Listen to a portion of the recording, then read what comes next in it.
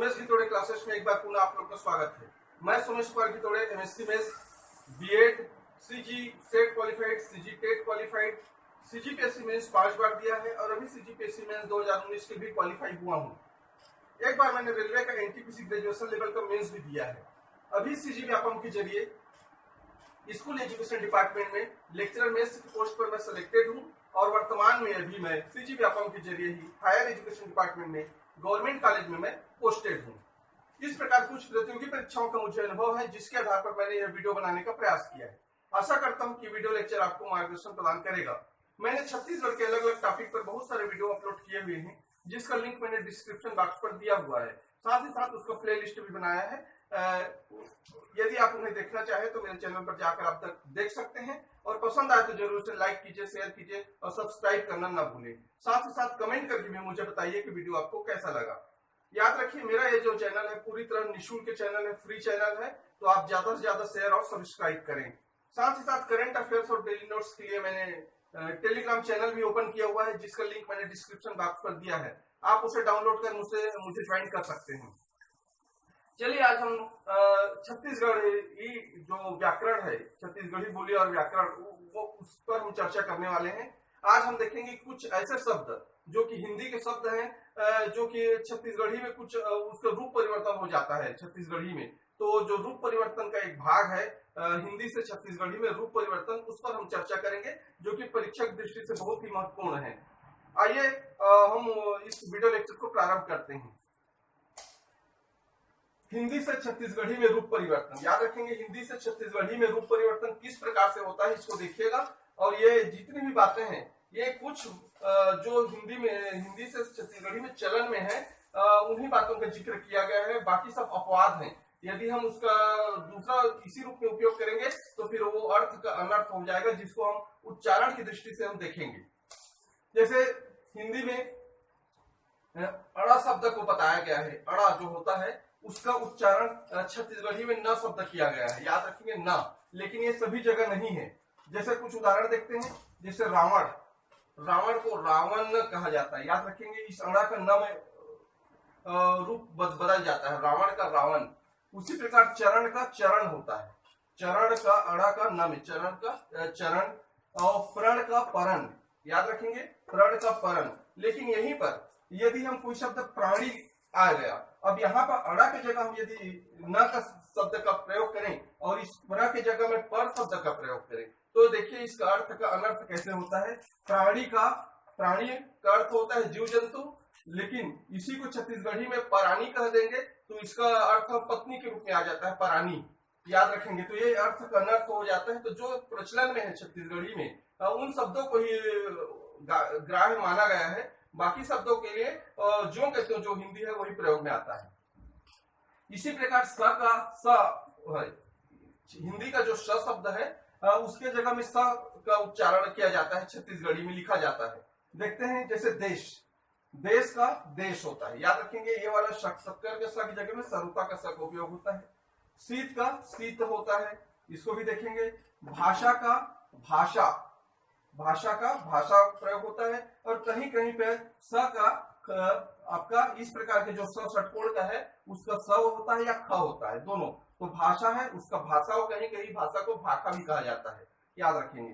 तो ये शब्द उपयोग में आता है। अब यहाँ का अपवाद देख लीजिए, इसी में यदि संकर शब्द है, इस संकर शब्द को हम ऐसा संकर लिख दिए तो ये अर्थ का अनर्थ हो गया। संकर एक जातिवाचक शब्द है, किसी का नाम है, जबकि इस प्रकार को संकर लिख देंगे तो संकर मतलब जो कई जगह से मिलकर बना हुआ है, मिश्रित जो होता है संकर वर्ण प्रजाति है, उससे इसका रिलेशन हो जाता है। तो यहाँ भी अर्थ का अनर्थ हो जाता है। सिवाय और ये सिवाय, जैसे ओम नमः शिवाय लिखते हैं तो सिवाय इस प्रकार से लिखा जाता है, लेकिन इसी को हम इस सरोता के में लिखे सिवाय ऐसा करके, तो सिवाय मतलब इसके अलावा, ये अर्थ हो जाता है। तो यहाँ भी अर्थ का अनर्थ हो जाता है। तो हमको ऐसे शब्दों को प्रयोग करना है जो अर्थ का अनर्थ न करे और छत्तीसगढ़ी और हिंदी में अर्थ समान रहे। जैसे व का ब में उच्चारण, व का बताया गया है कि व का उच्चारण ब में किया गया है बहुत जगह, लेकिन ये सभी जगह ये भी लागू नहीं है। देखते हैं कौन कौन सा व का में ब होता है। जैसे विष, विष मतलब जहर होता है, लेकिन इसका उच्चारण विष होता है, विष।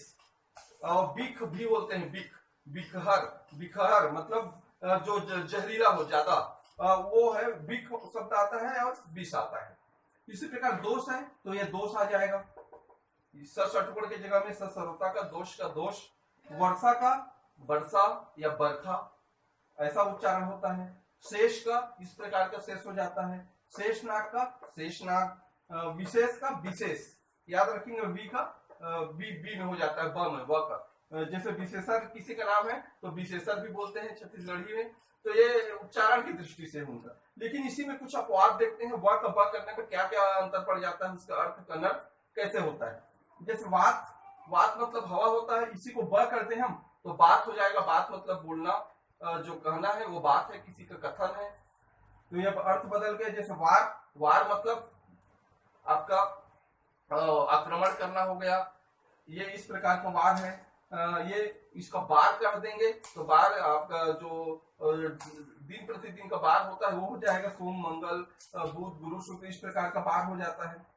या फिर बार एक और शब्द हो जाता है छत्तीसगढ़ी में, बार रखना मतलब गेप करना है बार। तो इस प्रकार से आपका अर्थ की दृष्टि से भी यहाँ हमको ध्यान देना है कि कौन कौन सा शब्द छत्तीसगढ़ी में प्रचलन में है। इसके बाद आता है त्र, त्र शब्द का तर और अत्तर का प्रयोग किया जाता है बहुत जगह। जैसे देखते हैं मंत्र का मंत्र कहा जाता है, तो ये ठीक है। यंत्र का जंतर कहा जाता है कि जंतर मंतर जानता है वो बहुत जंतर मंतर जानते हैं, ऐसा करके बोलते हैं। तो अब यहाँ पर जैसे अक्षा का छ के रूप में प्रयोग भी किया जाता है कई जगह, अक्षा का या आधा का और छ के रूप में प्रयोग किया जाता है। जैसे नक्षत्र नक्षत्र या फिर नक्षत्र ऐसा करके उपयोग होता है। अब यहाँ पर एक अपवाद देखिए, जैसे पात्र है, ये इसको यदि त्र को हम तर कर दें तो पात्र मतलब कोई रखने का वस्तु होता है, कोई सामान रखने का, लेकिन पातर का हो गया, ये इसी को पातर लिख दिए तब समस्या आया। पातर मतलब पतला दुबला पतला हो गया, तो ये अर्थ का अनर्थ बदल जाता है। उसी प्रकार जैसे पुत्री है, पुत्री स्त्री, ये पुत्री मतलब बेटी होता है, लेकिन उस पुत्री में त्री की जगह यदि तरी लिख दिए तो पुत्री हो गया वो। तो पुत्री को छत्तीसगढ़ी में क्या कहते हैं, गुड्डा गुड़िया जो छोटे बच्चे लोग खेलते हैं वो पुत्री हो जाता है, तो वहां भी अर्थ का अनर्थ हो जाता है। तो इस प्रकार जो उच्चारण की दृष्टि है और जो छत्तीसगढ़ी प्रचलन में है, हमको उन्हीं शब्दों को ध्यान में रखकर उपयोग करना है। इसके बाद देखते हैं ज्ञ शब्द। ज्ञ शब्द के लिए भी छत्तीसगढ़ी में ज्ञ है या आधा ग और यह है ज्ञ है, इस प्रकार का प्रयोग होता है। जैसे ज्ञानी, ज्ञानी का ज्ञानी होता है, या फिर इस प्रकार का ज्ञानी भी लिख सकते हैं, इसको ऐसा करके ज्ञानी ऐसा करके, ये वाला भी उपयोग किया जाता है। अब इसी में यदि ज्ञ शब्द का प्रयोग कहीं कहीं पर देखते हैं, जैसे अज्ञात है। अब इसका देखिए इसका अपवाद कैसे होता है। अज्ञात हो गया, अज्ञात मतलब अनजान जगह, जिसके बारे में नहीं मालूम, ज्ञात नहीं है, लेकिन इसको हम छत्तीसगढ़ी रूप ज्ञ की जगह में गी लिख दिए, अज्ञात हो गया। अज्ञात मतलब एकदम गर्म झुलसना, इस प्रकार का अज्ञात है वो, तो ये अर्थ का अनर्थ हो जाता है। इसको भी आपको ध्यान में रखना है कि जो छत्तीसगढ़ी में प्रचलन में है उसका अर्थ परिवर्तन ना हो, ऐसे शब्दों का ही प्रयोग करना है। जैसे य का ज मत का प्रयोग कई जगह होता है, य का ज में प्रयोग छत्तीसगढ़ी में, जैसे यज्ञ है तो ग का आपका आधा का और पूरा का के रूप में प्रयोग होता है, तो य का ज हो गया और ज्ञ का इस प्रकार का। यज्ञ करा रहा है कोई तो उसको जग करा रहा है बोलते हैं, वो घर में अपन जग रखे है, जग करवाते हैं, ऐसा करके उच्चारण होता है छत्तीसगढ़ी में, इसको भी ध्यान देना है आपको। जैसे स्र है, स्र इसका छत्तीसगढ़ी रूप में सर हो जाता है, वो बताते हैं इसको सर, स्र का, लेकिन ये भी हर जगह लागू नहीं है, कुछ शब्दों के लिए उपयुक्त है। जैसे श्रवण, श्रवण को हम कह सकते हैं श्रवण, गांव में बोलते हैं किसी का नाम श्रवण है तो श्रवण, लेकिन यदि ये श्र की जगह में यदि श्रम हो गया, श्रम शब्द को क्या कहेंगे हम, अब श्रम, अब इस श्र की जगह यदि सर लिख दिए हम तो क्या हो जाएगा, शरम हो गया। तो श्रम मतलब मेहनत करना होता है, और ये शरम मतलब तो लाज हया, ये वाला शरम हो जाता है, तो यहाँ भी अर्थ का अनर्थ बदल जाता है। इसको भी आपको ध्यान रखना है कि कहाँ कहाँ छत्तीसगढ़ी और हिंदी में अर्थ में समानता होनी चाहिए, उसका रूप परिवर्तन हो लेकिन उसका अर्थ परिवर्तन नहीं होना चाहिए। ल का र में परिवर्तन बताया गया है छत्तीसगढ़ी में, ल शब्द का अधिकांश जगह र में उपयोग होता है। जैसे फल को फर कहा जाता है, फल को फर, धूल को धूल।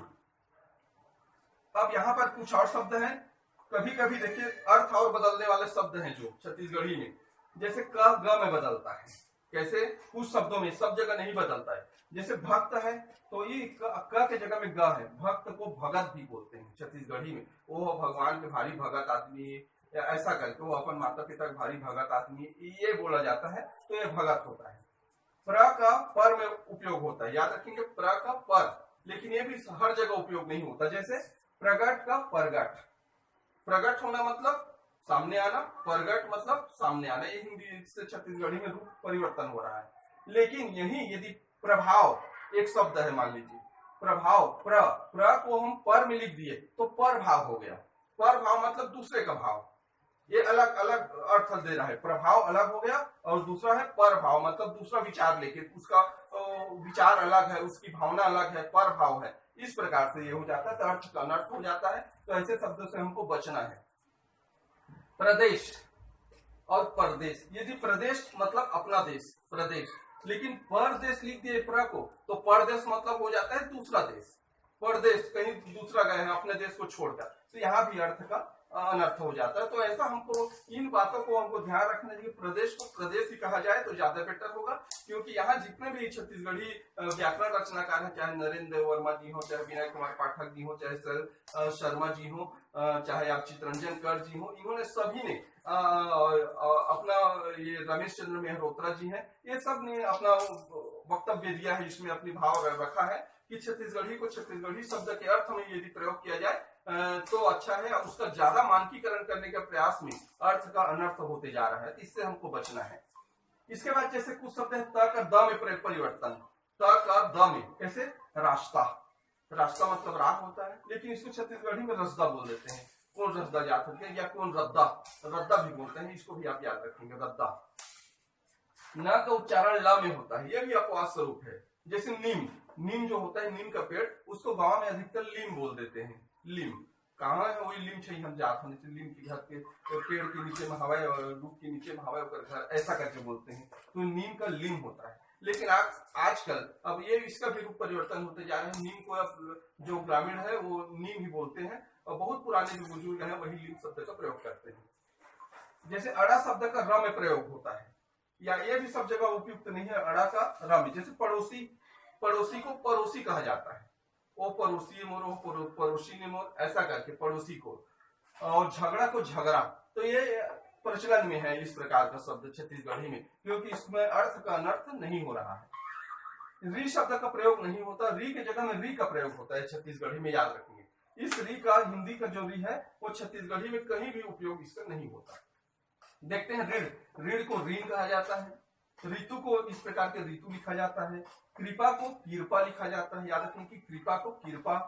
अमृत को अमृत, ये व्यर्थ को व्यर्था, इस प्रकार का ये उच्चारण है। अब इसके सिवाय कुछ और उच्चारण, जैसे ऋषि है, ऋषि को ऋषि लिखते हैं, लेकिन ये बहुत लोग हैं जो कहते हैं जो हिंदी शब्द है उसका उच्चारण करना प्रारंभ कर दिए हैं। अब यहाँ पर जैसे कुछ और परिवर्तन है, जैसे अ का आ में परिवर्तन हो जाता है। जैसे आम है, आम, आम का आमा हो जाता है, अ का आ में परिवर्तन।